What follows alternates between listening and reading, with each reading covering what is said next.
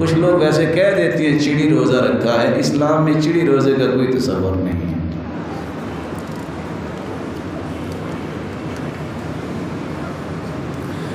گائے کی قربانی میں 6 افراد موحد ہیں اور 7واں شخص بدعقیدہ ہے۔ یہ تو پہلے پتہ کرنا پڑے گا موحد جو ہے ان کی توحید کیا ہے، بدعقیدہ کیا ہے۔ اللہ ذو الجلال کے خوف کو سامنے رکھے، فسادوں سے بچے۔ آپ کو پتہ اگر ایک مشرک ہے تو نہ حصہ ڈالے، لیکن اپنی بناوٹی باتوں میں کسی کو اچھے عقیدے والا کہہ دے اور کسی کو بدعقیدہ، یہ علماء کی ذمہ داری ہے، عام لوگوں کا کام نہیں ہے اس طرح کے جھگڑوں میں پڑے۔ وہ وضاحت کرے کہ یہ شریعت نے کہا ہے۔ یہ ایک بہن بیمار ہے، اللہ ان کو صحت و عافیت سے نواز دے۔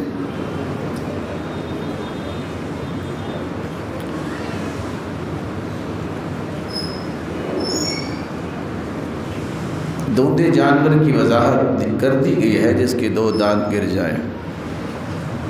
کیا قربانی کے لیے صاحب نصاب ہونا ضروری ہے؟ نہیں۔ کتنی قربانیاں ایک گھر میں ہونی چاہیے؟ ہم وضاحت خطبے میں کر چکے ہیں۔ اونٹ کے اور گائے کے 7 حصے ہوتے ہیں، لیکن حدیث میں آتا ہے اونٹ کے 10 حصے بھی ہوتے ہیں۔ اب 7 حصے بھی کہا اور 10 حصے بھی، تو کیسے پتہ چلے گا؟ علماء نے کہا ہے کہ اگر اونٹ اتنا مہنگا ہو جائے کہ 10 بکریوں جتنی اس کی قیمت ہو جائے تو اس میں 10 حصے بھی ہوں۔ اور بعض نے یہ کہا ہے کہ اگر آپ قربانی کریں تو پھر 7 ہے، اور حج میں 10 حصے، کیونکہ وہاں اور تو مل ہی نہیں سکتا، یہاں تو کوئی اور مل سکتا ہے جانور، تو دونوں پہلوؤں کو سامنے رکھنا چاہیے۔ اگر ایک ہی گائے کو 2 لوگ کرنا چاہتے ہیں، 3 لوگ تو کر سکتے ہیں، کوئی 2 حصے لے لے، کوئی 1 حصہ لے لے، اس میں گنجائش۔ گائے کا بچڑا ہو تو قربان کیا جا سکتا ہے، جی کیا جا سکتا ہے۔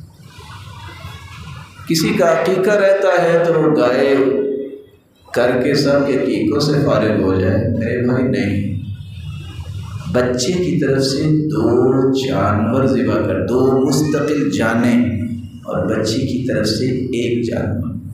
آپ اگر عقیقہ کریں گے تو جان تو 1 ہوگی نا، حصے 7 ہوں گے، یا تو آپ کو 2 گائے کرنی پڑے گی۔ اس لیے عقیقے کا جو قانون ہے، آپ 7ویں دن کریں، 14ویں دن نہیں تو 21ویں دن نہیں تو زندگی میں کبھی بھی کر لیں۔ 2 مستقل جانیں ہیں، 2 بکریاں، 2 چھتریاں، 2 چھترے، 2 بکرے مرد کی طرف سے اور بچی کی طرف سے 1 جانور۔ دعا ہے کہ جو اللہ بیمار ہے اللہ ان کو اپنی رحمت سے صحت یاب کر دیں۔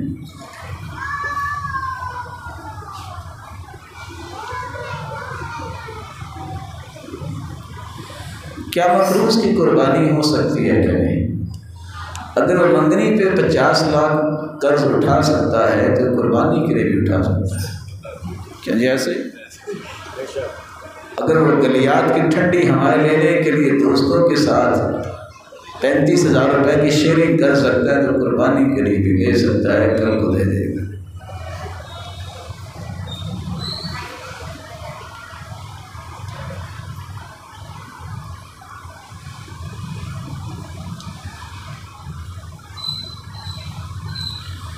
کھال کے بارے میں حکم بیان کر دیا ہے، فلاحی ادارے ہوں یا کچھ بھی، مسکینوں کا حق ہے، پہلے انہیں دیجیے۔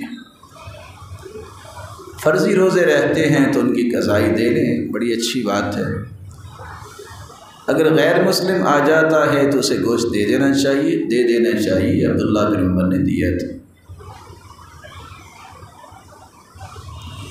اگر والد یا والدہ کی جائیداد ہے یا پینشن ہے تو اگر دینا چاہیں بیٹوں اور بیٹیوں کو تو برابر دیں گے۔